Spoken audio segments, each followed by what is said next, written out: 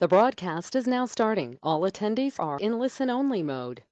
Well, good evening, ladies and gentlemen, and thank you for being with me today. My name is John Needham. I'll be your host for this evening, and it is Thursday, the 2nd of December 2021, as the year runs away. What a wonderful trading year it's been for all of us.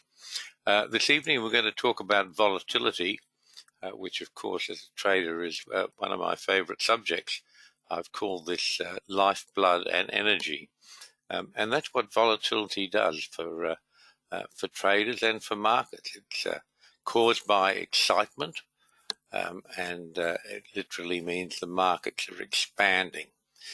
For most of our purposes, we see increased volatility when markets are going down, as you're going to see as we work our way through this. So that's the start of it, and I'm glad that you're with us this evening. Okay, so let's move along. Markets, as you know, are rational, orderly, and sometimes predictable. And I think markets are talking to us today, and we're going to be talking about something that's pretty vital, and that's your survival. And volatility generally is a harbinger of financial market reverses. And now we have volatility rising with some very difficult problems which have combined to create this the scourge of inflation. And inflation is a dreadful thing because it's essentially a tax on consumers, which is your family, your friends, your community.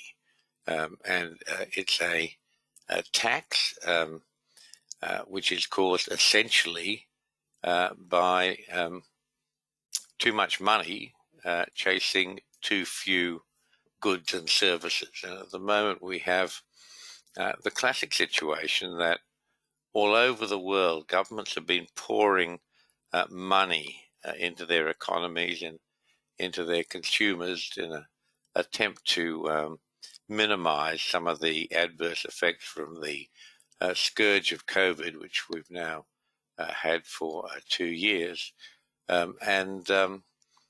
Because also of COVID, that's caused all sorts of difficulties with the supply chain. People who've got ill haven't been able to go to work. Various states in America and countries around the world have put on all sorts of restrictions on people working, on people socializing, in an attempt to limit the effects of this COVID disease, which is just so insidious and spreads so quickly with such terrible results. This has set up the classic situation of sloshing around of funds, which in effect the Fed's been doing for years and years, if not a decade or more, well, really more.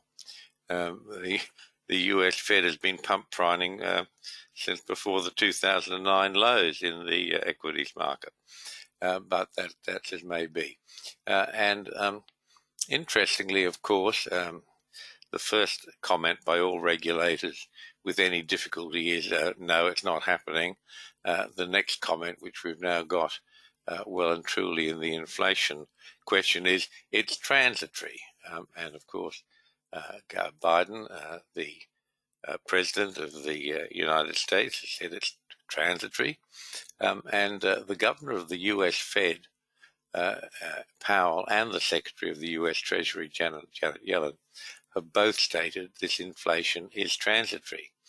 Now, there's sort of serious problems with this because historically, inflation is not transitory. Inflation, once it gets a hold, is very hard to shift. And in some cases, it requires extreme action. Some of us who are old enough can hark back to the days of Paul Volcker when he was the governor of the US Federal Reserve, and how he had to raise interest rates up to 20%.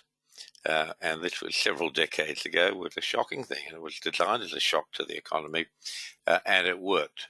But these are big problems, and they can become quite intractable.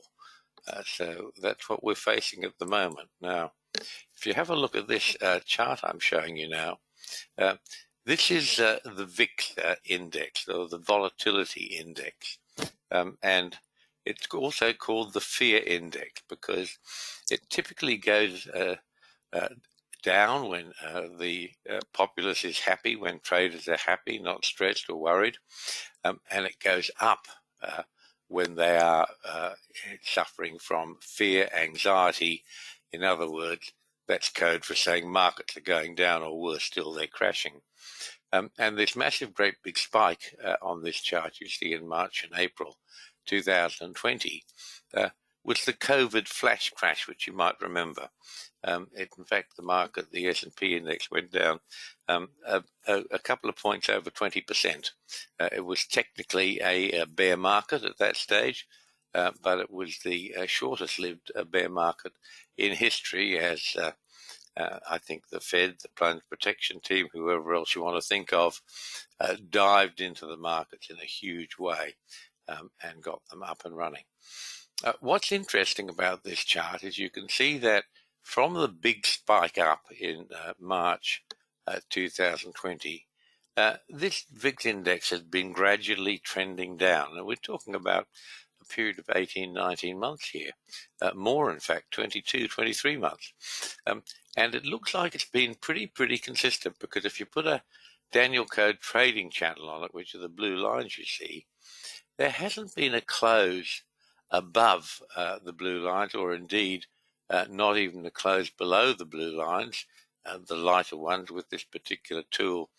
The darker line in the middle is the mean, or the mandatory part of it is the means, not the average, close enough to the average. So, and the thinner lines on top and below are one standard deviation from the mean. Now, that's not your normal mathematical standard deviation. That's a Danielcode standard deviation. But the interesting point is what's happening now. We've had lower highs and lower lows all the way down this pattern until we've got to what's been happening October, November, into early December, where we've had higher lows. That's been the first sign. And now we've got this big breakout bar. This is a 6-day chart. And we've got this big breakout bar, which may not be obvious to you, but it's closed way outside this Danielcode trading channel. So here's another view of the same chart. This is a line chart, which just makes it more obvious. And you can see this pattern as the market's been coming down from its March 2020 high, that the market has found support from then all the way through until August, September last year, on the bottom of the channel. Since then, it's fluctuated either side of the median or the mean, the thicker blue line, which is normal behavior. But it's then accelerated to the upside with a test of the upside in August, again in October, and now look at this breakout here. When volatility is rising like this, it's a certain sign that there is, when the VIX is rising like this, it's a certain sign that there's volatility afoot, and perhaps, I think, much more to come. So that's our first warning of what we're facing. And if we're facing volatility, it's very, very important that you're comfortable trading it, which is part of what we're going to talk about today, because volatility is an opportunity for you to make super profits, and it's also an opportunity, if you're on the wrong side of it, you're going to get beaten up pretty badly, and I don't want that happening to any of you. So first of all, I think we need to change the mantra around the world's biggest economy, the United States. And where I make comments here about the US Federal Reserve, I'm not having a crack at them necessarily, because they're not in this alone. Central banks around the world work together. In many cases, they coordinate. But certainly the Western world is led by what's happening, and many parts of Asia, I should say, particularly Japan. They're led by what the US Fed is thinking and doing. So we have to acknowledge, despite the fact that I'm sitting pretty much at the other end of the world from America, what happens in America affects us here in Australia, and it affects countries all around the world, particularly the Western world. It's pretty much in lockstep, despite the rhetoric that the Europeans like to pump out, that they're totally independent, etc., etc. The reality is they pretty much follow the lead of what the US Fed is doing. So the mantra I was brought up with was the business of America is taking care of business.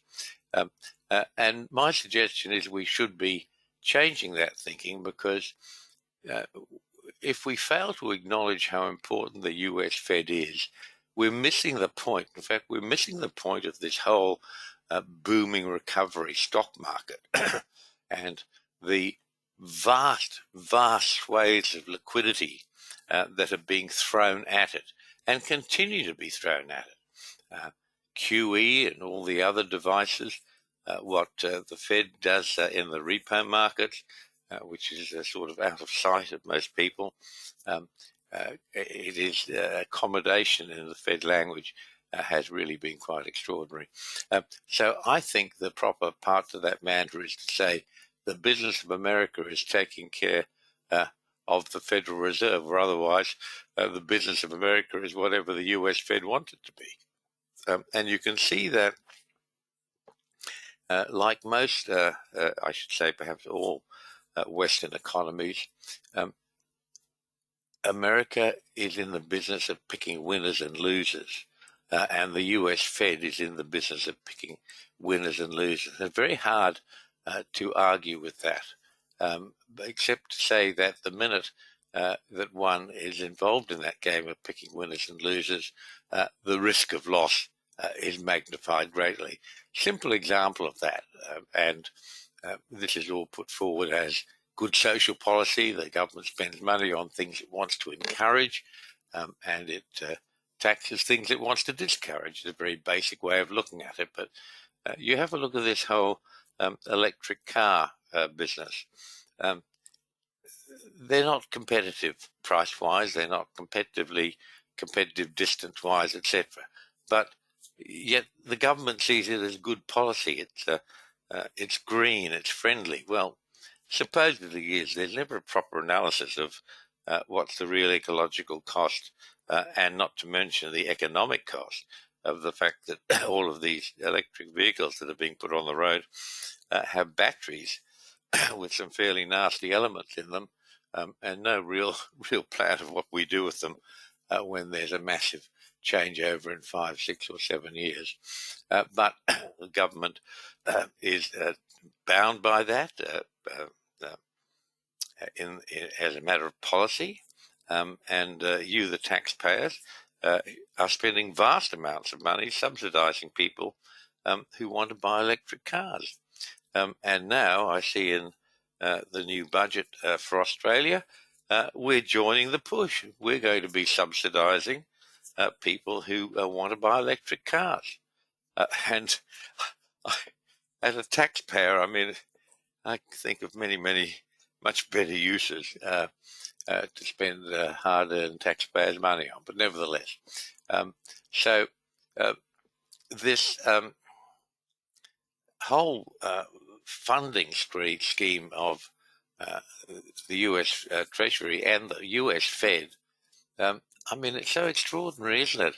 There have been billions and billions of dollars. I'm not having a go necessarily only at the present administration.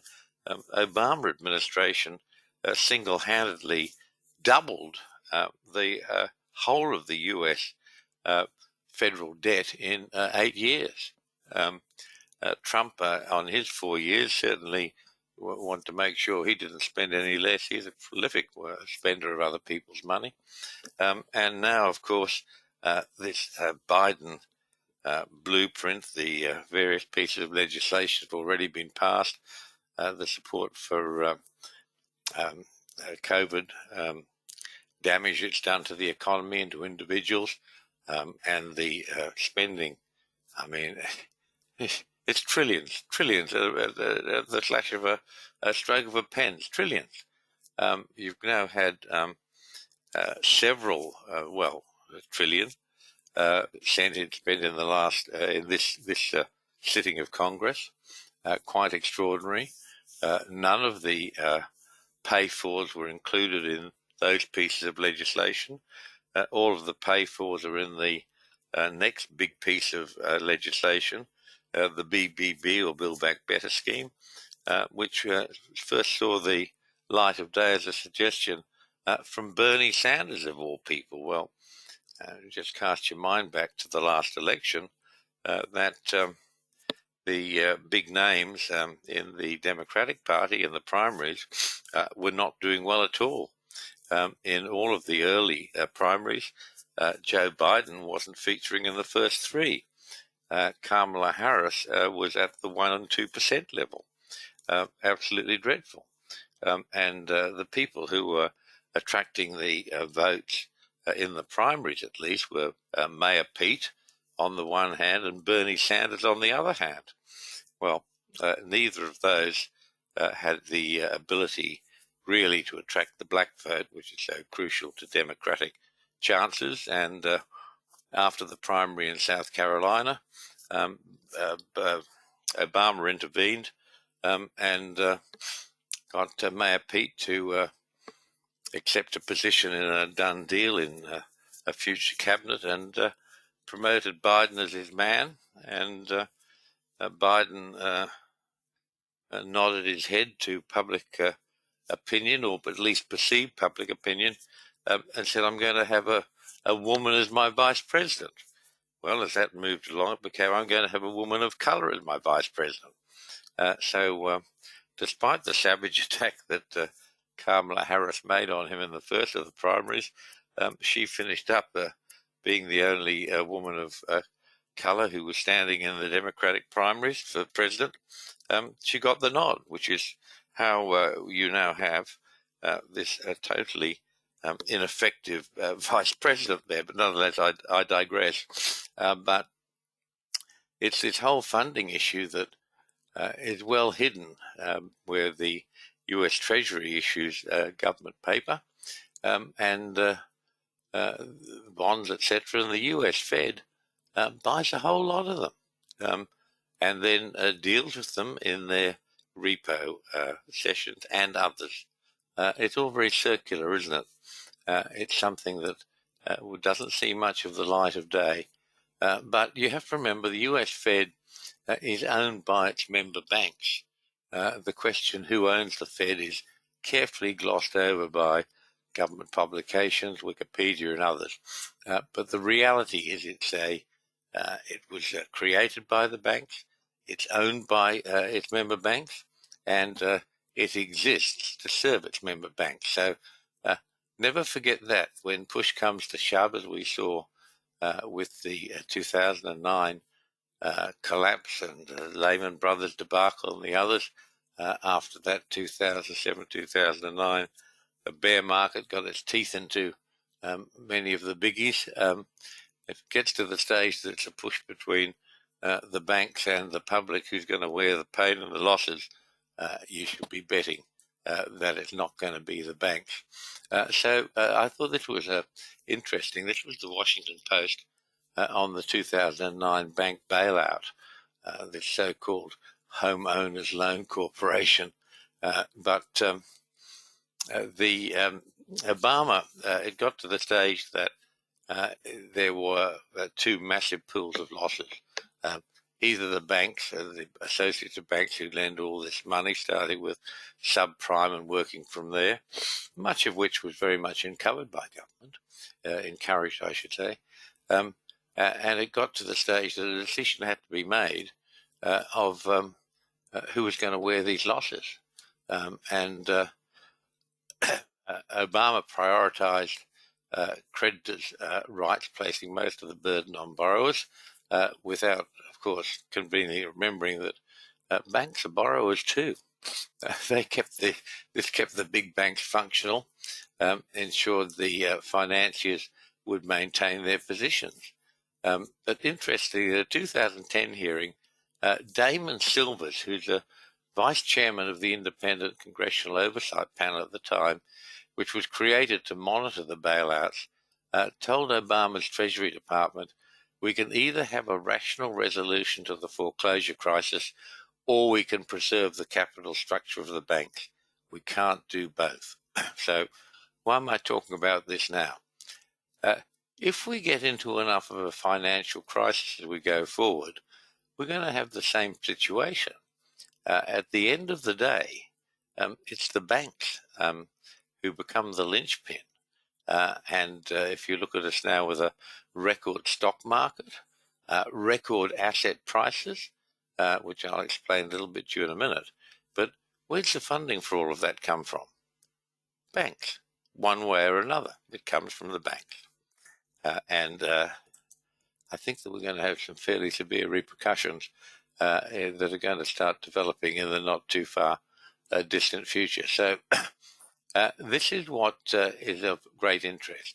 The 2007-2009 bear market was caused by a property bubble that blew up, particularly with the subprime fiasco.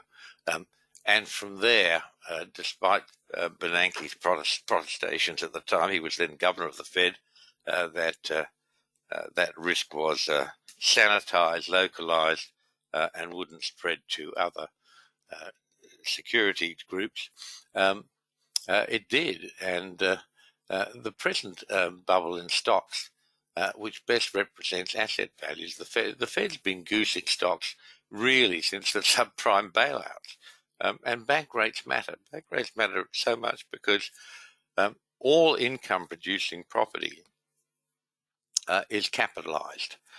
To get a capitalized value, you apply you take the notion of the real income or the notional income, and you capitalize it at the cost of borrowing. So this is a very simple example, and it's simple on purpose because it's quite stark. So if you had an income stream of $100,000 a year, say that was from property income or interest or dividends from your stocks or distributions from your stock portfolio, whatever. But if you took that $100,000 a year income and you capitalize it at 1%, you get a present capital value of $10 million.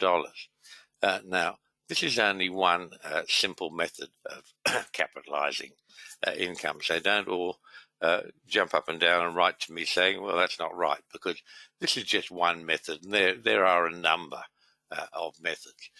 But they'll have the same relativity to the example I'm showing you. So if funding costs for your house or your share portfolio or your business, whatever else you're doing, if that funding cost rises from 1% to 5%, the capital value of that same $100,000 a year income is now $2 million.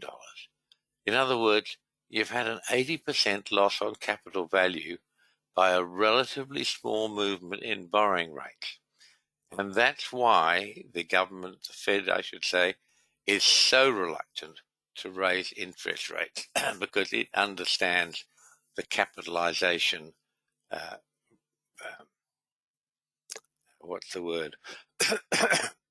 capitalization function, the capitalization analysis better than anyone. And that's really always on their mind. And that should be more on your mind because interest rates are going to rise. And the problem is that it's the wrong end of the spectrum. So higher interest rates in a booming economy, that's fine. They should be relatively high because that's the Fed's major tool. That if the economy starts to suffer, it can reduce interest rates, and that stimulates the economy. Alternately, if the economy is getting too frothy, under normal circumstances, they would raise interest rates to just put a little bit of a dampener on that exuberance. Greenspan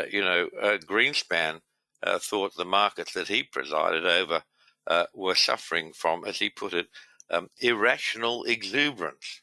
And boy, if that was irrational exuberance, what do you call the stock markets at their present levels? It really is an amazing thing, and this mania on boosting the markets, and Dow, and Trump in particular was totally focused on Dow as a measure of economic success. And now we've got these markets up in the stratosphere, and they're not really supported by fundamentals. And yes, there are some absolutely wonderful companies in those various indices, but not enough of them. And some of these, if you look at the more granular analysis of these indices, looks pretty ordinary, really. There's a whole lot of stocks in there that are nowhere near making their new highs when the index is. And that's because some of the most important indices are what's called capital weighted. So the bigger companies, the FANGs, they have an undue or inordinate effect on the indices because of their weighting. And that's another topic that the public's not generally aware of. So, so if you look at the current boom in stocks internationally and in particular in the United States, that this boom represents a capitalized value of present earnings or the expectation of future earnings for the techie stocks and the to be revealed type earnings, if you like. So we all know that interest rates have been at absolutely record lows for a very long time now. But think seriously about changes in funding rates and the US Fed at the wrong end of the curve. In other words, with the stock market at record highs, interest rates should be substantial. They should have increased to top off some of the froth that's been going on in the stock markets, so that the Fed would be in a position to reduce interest rates to stimulate the economy if it needs it. And the great miracle is the pump priming by the Fed has been enough to just keep this market, to keep this bull market going and roaring way past its use-by date. And I think that that use-by date is very, very close to us now. And the problem is that the Fed is upside down. They're the wrong end of the curve in terms that with markets at record highs, the Fed's interest rates are at record lows. They've been totally failed to react at all to the drama in the stock market. And without that, one of their most important tools, I believe the capacity for carnage is huge. If there are problems in the economy that reflect into the market, then the main option that the Fed would traditionally have had of reducing interest rates is no longer available because interest rates are so close to zero, it doesn't really matter. And all this talk about the zero bound, and negative interest rates as an option, that's all academic chat. The reality is interest rates are at historically low levels, and you can't move them any lower to give any real punch to that particular option. And the spending by Biden administration on top of what he was handed by his predecessors, I mean, the resultant inflation will limit direct funding. There's just, even with the Fed and the US Treasury, there is not an unlimited amount of money.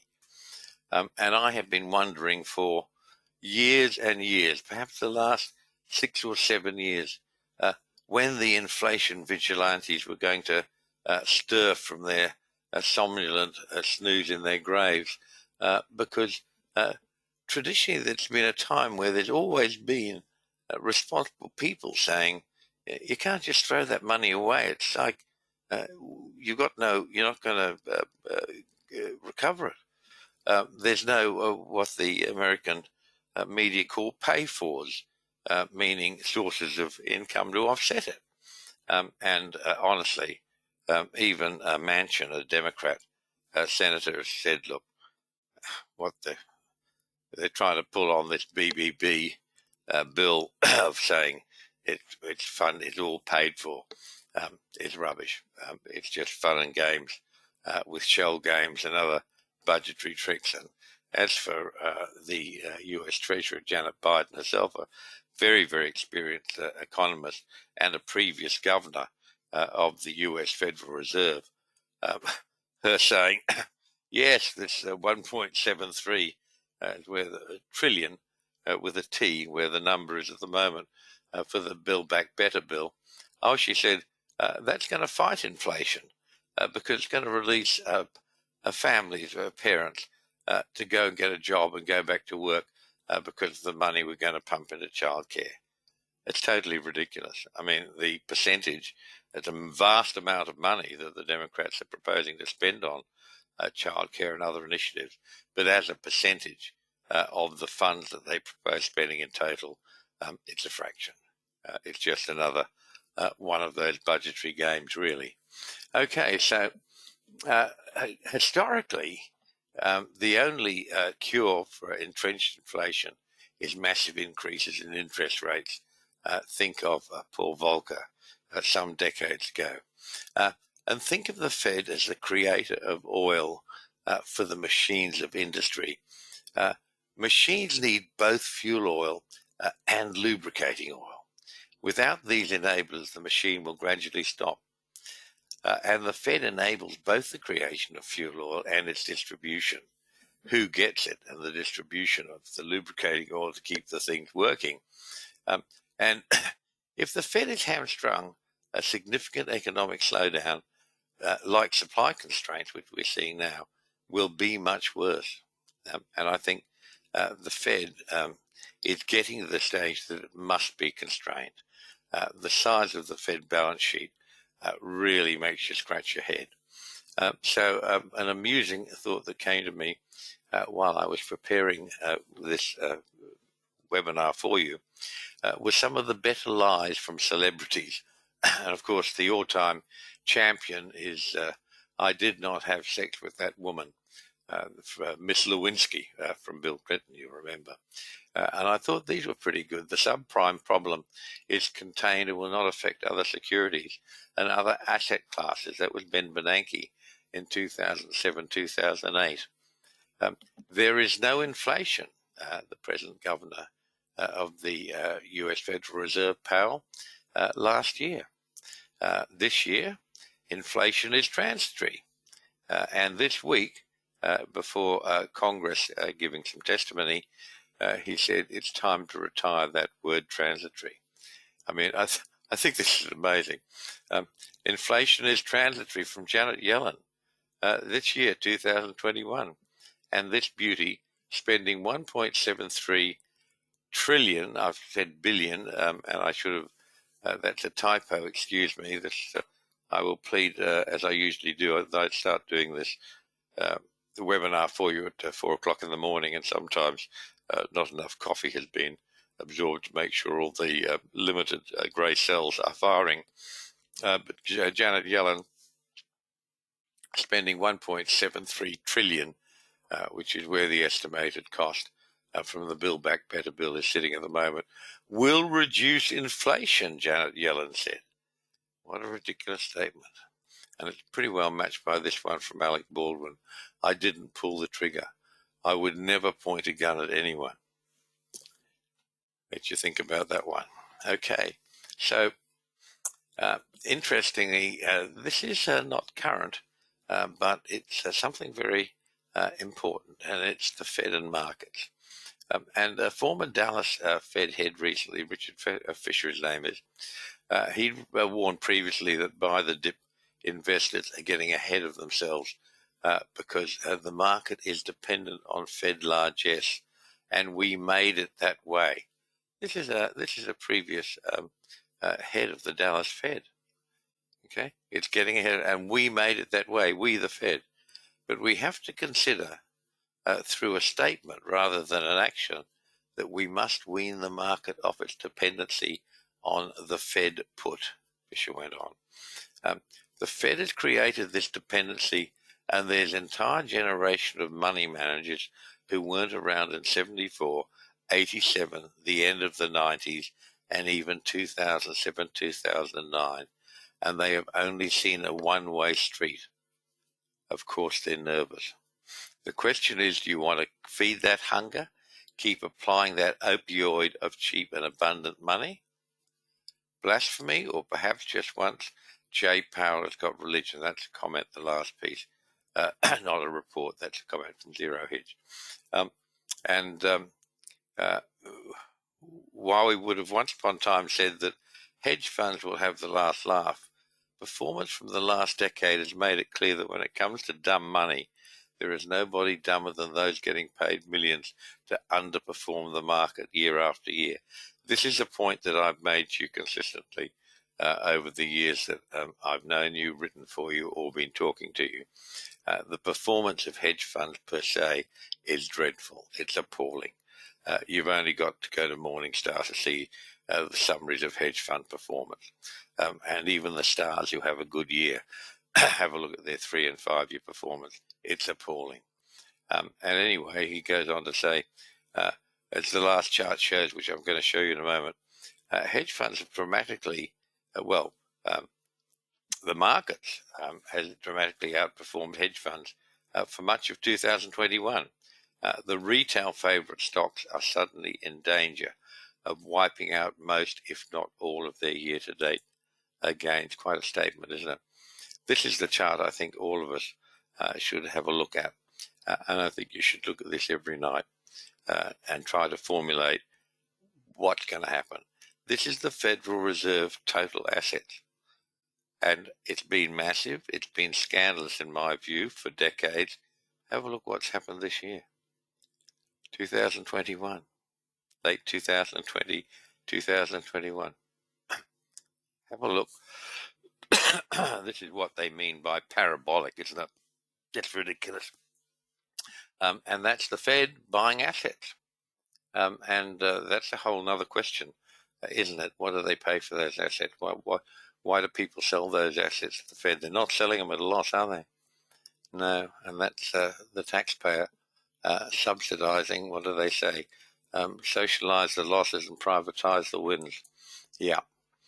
So this is the chart that we were talking about a moment ago. And the lines along the top, that's the excuse me, that's the value of the retail favorites.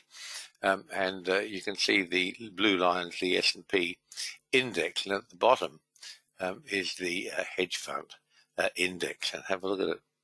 It's pretty pathetic, isn't it? Yeah. And that's got to come to be booked at some stage.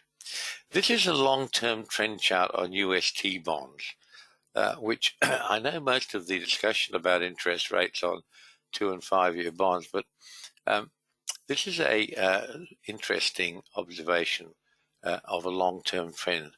This chart starts in February 2000, and I've shown this to you over the years many times.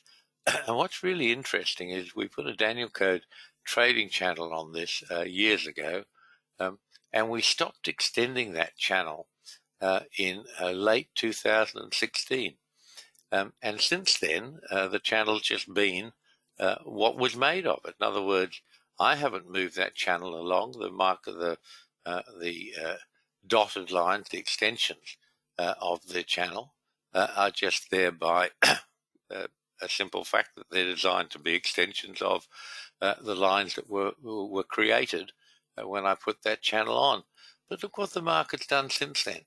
It's been wholly and almost perfectly contained by this Danielcode trading channel.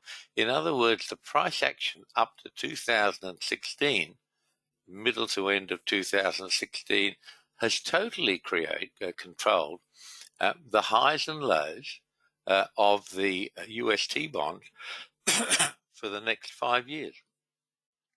And that's a proposition, if it would put you that way, you simply wouldn't believe it. But it's true, and you're looking at it. And the important thing to see there is where T-bonds are sitting now.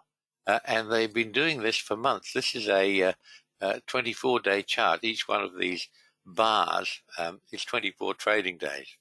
And there are 22 trading days in most months. So if you like, this is the Danielcode monthly chart, or very close to it. And you can see what's been happening. You've had 1, 2, 3, 4, 5, 6, 7, 8, 9 months. 9 months fighting to hold the dotted red line, one standard deviation below the mean. And I show you these, what I call angular charts, often. That's how I keep charts. That's how I look at them. And they give you a very different view, don't they, to what you would see looking at a linear chart, or a chart without a Danielcode trading channels as a base. And it's quite extraordinary. Quite extraordinary how the Danielcode, the projections, the extensions of the Danielcode trading channel, which are completely involuntary. Once I put that trend channel on, that's it. The extensions are only there because of the shape and size of the channel to date. But there's the proposition that since 2016, the Danielcode trading channel extended from data from 2000 to 2016 has totally controlled the upper and lower levels of the price of US bonds, UST bonds, 30-year bonds.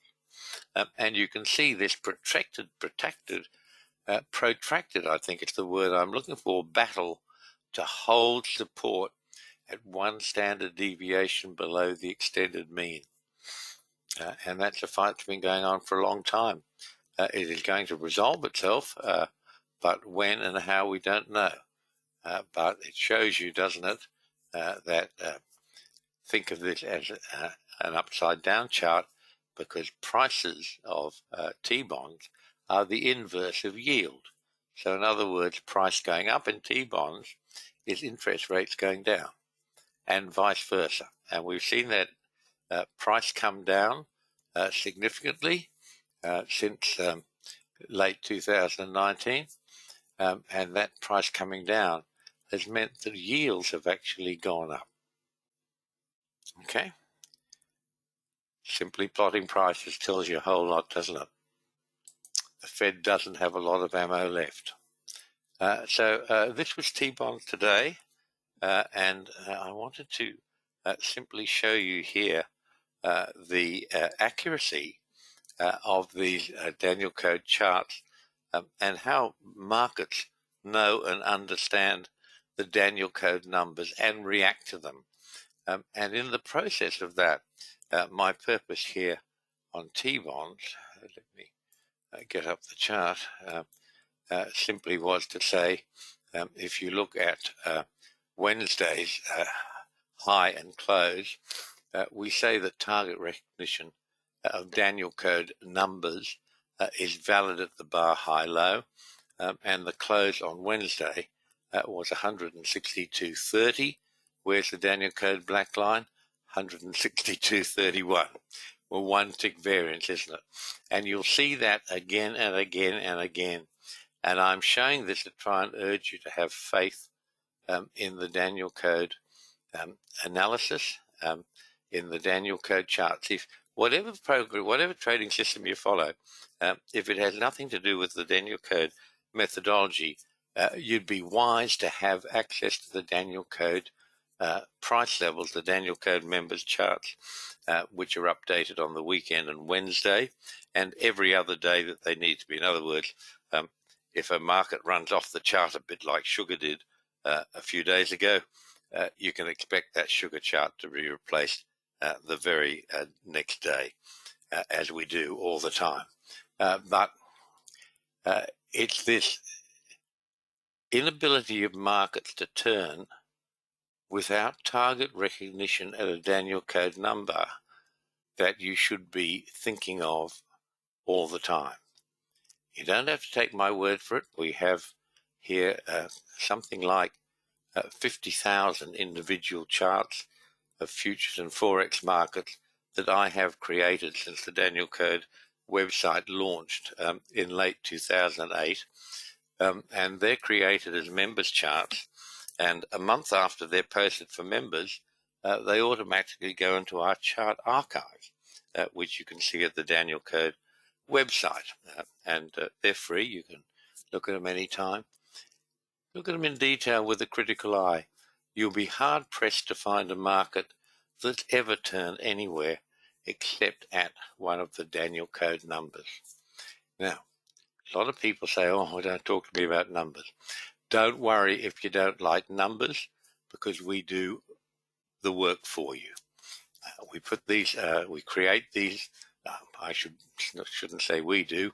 The market creates these numbers. All of these numbers are simply functions of previous price action in the market or time action. In fact, all of these ratios started off life as time ratios, which is how I found them. And we made the, I thought, pretty amazing step of saying time and price are the same thing on different axes. And if that hypothesis is true, we should be able to take these Danielcode time cycles, which I've discovered, and say, let's use them as price markers. And that's, in fact, what all of these price levels are. They're functions of Danielcode time cycles. But I want you to be more and more aware of these numbers. This is where this whole problem started. I think I've been talking so much that I've forgotten to tell you exactly what I meant, but I've gone back a step now. It's earlier, it's down here. I think I'm out of sequence, or the charts are, but let's press on. I want to show you the miracle of these charts, and I want you to verify it for yourself. Go and have a look at what's happening with the all of the members charts in the Danielcode chart archive. What I found really interesting, I talked to you last webinar about the massive losses that some very, very big, well-known money managers have had as a result of a wrong way bet on interest rates. I'm showing the 30-year bond to reflect this argument, but it became incidental, this particular strategy, which was being followed by a number of these massive, great big funds. You see, it's the same problem that hedge funds have, that the vast majority of them are all advised by the same limited and relatively small scope of analysts at the super big investment banks. And so that develops what we call the hedge fund hotel, where everybody's trading largely the same stocks and the same positions, which is why disasters in the stock market happen, because when they're wrong, the vast majority of them are wrong, not just a few. In this case, this was a pretty elite strategy they were following. It was based on a merging of what they call the basic strategy, a merging of interest rates, the differential between different interest rate systems. In other words, this was done mainly on British bonds called gilts. And the strategy basically started to come amiss and get unraveled in October of this year. And this is the chart that shows us. This is a chart that's a couple of weeks old now. This was actually the chart that showed, let me see if we're on the right days here. This was the chart to show the setup to this failure. So you had this low bar, which was sitting, the low was sitting at 157.02. I'm on a different month here. We've had a rollover since then. It was one or two ticks above 157.02, and the close of it was right at 157.17. We then had a rally up to the Danielcode red line at 160 correct 12, and then down it came. And this bar in question that gave us the setup bar was sitting on the Danielcode blue line at 157.17. And that bar there gave us the setup. That was, I think we're going to find, that was October 21. And that bar there gave us the setup that triggered all of these failures in these mega funds. And I mean, they lost billions and billions on this strategy.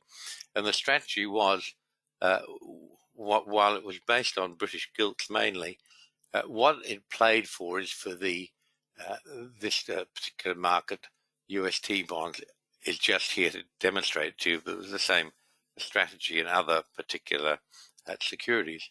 The strategy was successful if the market kept going down. Well, it certainly looked like it tried to, doesn't it? But that bar there gave us the initial setup, and that actually creates a TO3 buy signal, a Danielcode TO3 buy signal for the next day. So let's take a look at that. And you can see the next bar down, which is the second last bar on this chart, that's actually closed below the Danielcode black line. Those of you who are familiar with the Danielcode know the famous Danielcode black line on the retracement tool. A market that closes on a daily basis above or below that black line raises a very, very high probability. It's in the 92+% that the swing high or swing low will be taken out. And that's what was being bet on here, that this down push would go on. So there was your Danielcode TO3 buy signal from 2 days prior to the last bar you can see on this chart. And the last bar you can see on this chart was in fact October 22. And there was the TO3 buy signal that bit, and off it went. Well, it didn't look very dramatic. And it's amazing how little it had to move upwards to bring undone this international strategy, mainly with big American asset managers, but executed in European and predominantly British securities. And that just shows you why a little move on the chart can be so devastating. It's a function of the leverage they employ, and it's quite extraordinary. The public very, very rarely, almost never become aware of the sort of leverage some of these massive funds are using. I can tell you in some cases it's as much as 200 to 1. So they're betting on really small movements in markets, and then it's leverage to the hilt. One of the ways they can leverage this sort of securities is the repo, the US Fed repo, which is effectively your money, folks. Okay, that's where it goes, not to a good cause. Do excuse me. I wanted to add for you a gold chart. We have a pretty healthy number of gold bugs at the Danielcode. They love gold. They're very interested in gold. And I love gold, mainly because I think it's a wonderful trading medium. They may have other views about all sorts of things that gold bugs adhere to, and who's to say they're wrong. But to me, I love trading precious metals because they usually have sufficient volatility about them to be a wonderful trading tool. So this is how this market looked today, and you can see that low was on the today's bar was I must get some new glasses soon, 1762.2. Okay, and if you look in there, you can see there's a red line, 1762.2. That's a Danielcode retracement, and that's actually triggered buy signals for gold.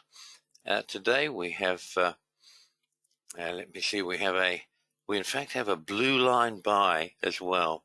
It's not apparent from this chart, but I did post that for you under the TO3 plus signals.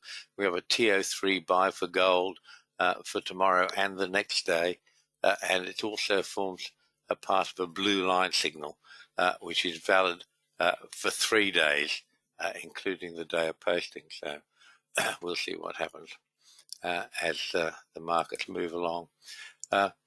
This is an interesting one for you. This is copper, often referred to as Dr. Copper, because the health of copper supposedly tells you the state of the economy in general. I think that's pretty much overused, that simile, and at any event, this market's been pounding away at some long-term support around that blue line at 420.55, which you can find that, you can see that it finds that with absolute precision 2 days ago, and my feeling is it wants to go lower. It's not a good sign as a commentary, if any of that commentary is in fact valid. This is the Russell, same thing for you folks. You're going to be looking at trading volatility, so have faith in the Danielcode numbers, have faith in the Danielcode system. Just turn your minds back to that, the COVID flash crash, February, March 2020. We made some part of $24,000 per one S&P E-mini contract in those 23, 24 days. And that's what volatility can do for you. You should welcome volatility. You should hug it. You should cuddle it. You should kiss it. You should welcome it because volatility gives us wonderful trading opportunities.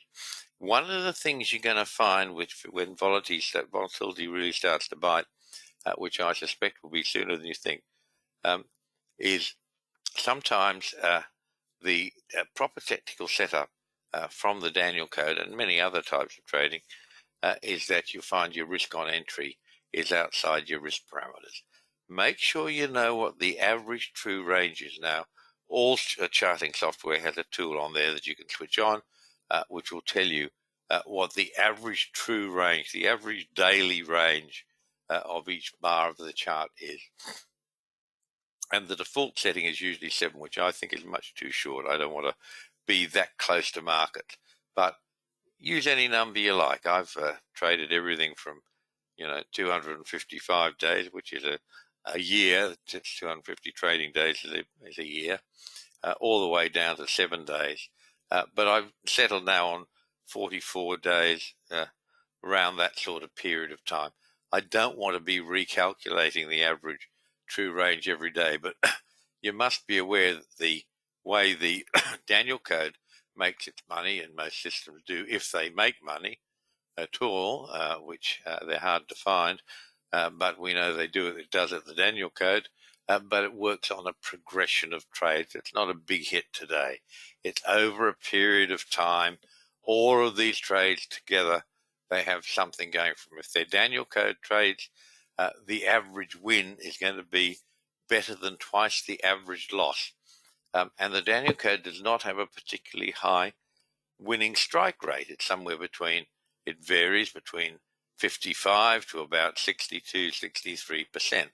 And I've had certainly people say that's not a very good strike rate. Well, in fact, it's a marvelous strike rate because I can give you a trading program that has a 92% strike rate, winning strike rate, but it doesn't make any money because the trades are too obvious and they're too infrequent. With the Danielcode, where your average win is twice or more than your average loss, taken across a range of markets in a period of time, then if you've got that situation, you only need a 25% win rate to break even. And if your actual win rate is 2 or more times that base, you make an awful lot of money. In fact, the Danielcode, hugely done properly, is a hugely profitable trading venture. This is the Russell, where we saw a bit of volatility. You can see how these bars coming down start to get excited for about 3 of the last 5 days. Got to be pretty big bars. That's typically what happens with volatility. But look at this. Where did the big volatility move pull up? And I'm looking at Wednesday's bar, December the 1st. What was the low of that bar? 2136.8. What was the Danielcode number? Well, the black line was 2136.5. 3 ticks variance. Not even a hair, is it? But that's what happens with volatility. The Danielcode accuracy for support and resistance at the Danielcode numbers gets stronger. It gets better. And I repeat, markets are not going to turn except at target recognition of a Danielcode number. And you can go through the 50-odd thousand charts on the Danielcode website, which are stored. You can see them anytime you like. Prove that statement for yourself. Have a look at this sugar today, talking about target recognition. This was, you can see this run down from the highs, got a bit exciting for a few days in there. You see the big bar down. That was Tuesday of this week. Where was the low of that bar? 1855. Where was the Danielcode blue line? 1853. 2 ticks variance. That's it. That's it. What about today's bar? The low today was 1846. There's the Danielcode red line. 1845. 1 tick variance. Where's the close? The close is at 1862. Where's the Danielcode blue line? 1862. That's target recognition. Okay, that's going to trigger a Danielcode buy signal. It's very accurate. It's very precise. It's been doing this forever. I've been seeing this happening for almost 30 years. And you've been seeing it happening, if you care to look, on the archive charts, which are publicly available. This is a Forex. This is a dollar CAD, they call the loonie. Why is that there? I want to show you that it's exactly the same. Trading the Danielcode, Forex and futures trade exactly the same.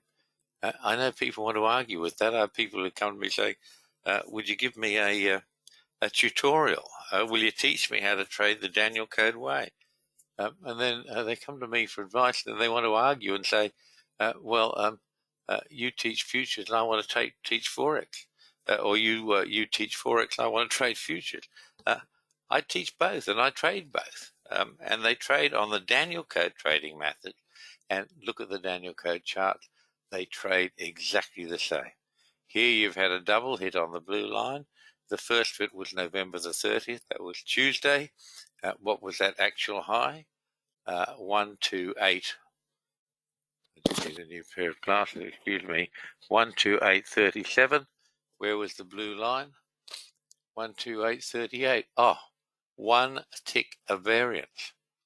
That's not even 0.1%, which is the variance we allow. What about today? What was the high today? 128.38. 128.38. Oh, there's the blue line. What's that?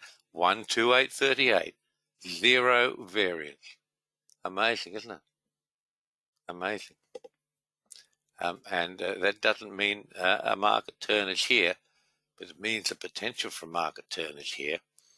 And there will be, well, I tell you there is, a TO3 plus sell signal on that bar. What if it's not elected? Well, if it takes out the high of today's bar, it's going a bit higher, isn't it? We'll see what tomorrow brings. Okay, so this is crude oil, folks. Same thing. Plenty of drama in this push down in crude oil. A couple of really big bars leading down. How accurate was it? Just as accurate as it always is. It doesn't make any difference. With volatility in the Danielcode, it's as accurate as it always is. That big bar down was, again, Tuesday this week. What was the close? 66.18. Where was the Danielcode blue line? 66.14, 4 ticks variance. It's like nothing. And that was DC target recognition, as you can see from the chart, which sets it up for a attempt, at least, at a reversal tomorrow. This is the COVID flash crash back in February, March 2000. and I popped this up here just to remind you how lucrative trading can be when you have real volatility. We made some part of $42,000 for one S&P mini contract in 3 trades here. Got a bit messy down the bottom. We had a couple of losses as the market struggled to find a bottom, but did find a bottom exactly at a Danielcode number. Was quite fantastic. Okay, so learn to trade the Danielcode. This is different to any trade system you've ever seen. It's this precision of the Danielcode time and price levels that make it so different. And cherish the members' charts. They're precious, they're deadly, but see for yourself. You don't have to take my advice. Please, I beg you, go ahead, have a look at the Danielcode chart archives. They're free. We've been storing them there for years. But don't be afraid of volatility. Embrace it, welcome it, and trade it.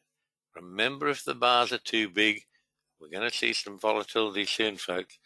If the bars are too big, still trade it, but use the ATR, the average true range, and never risk more than 1.5 times ATR on any trade. Even money managers are now agreeing the Danielcode is more than the hedging option for their stocks portfolio. It is a wealth creator, and it's there for you. So do take your free trial.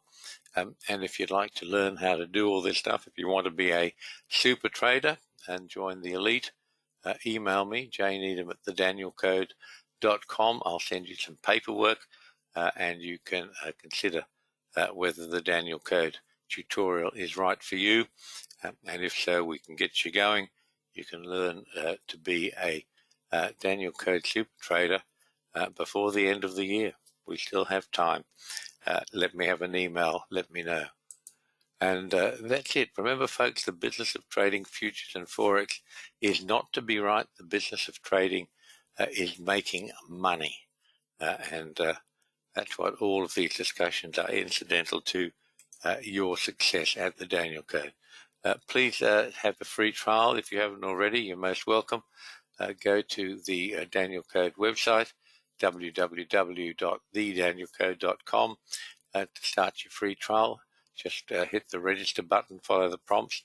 Any issues at all, contact Terry at support@thedanielcode.com, and he will be happy to get you sorted and get you started at the Danielcode.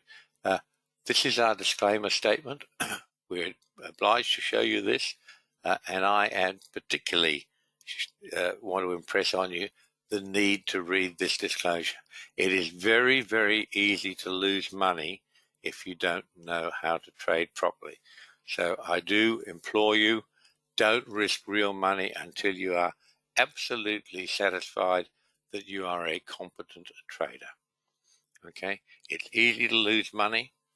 Once you understand the Danielcode, it's also very easy to make money and very pleasant. But you have to know what you're doing. It's not a place, believe it or not, that you can learn from the internet. And that's it for me, folks. Thank you very much for being with us this evening. And it's Friday for me, so I'm off the clock. I placed my orders for your tomorrow, my today. And I do trust you enjoy the weekend.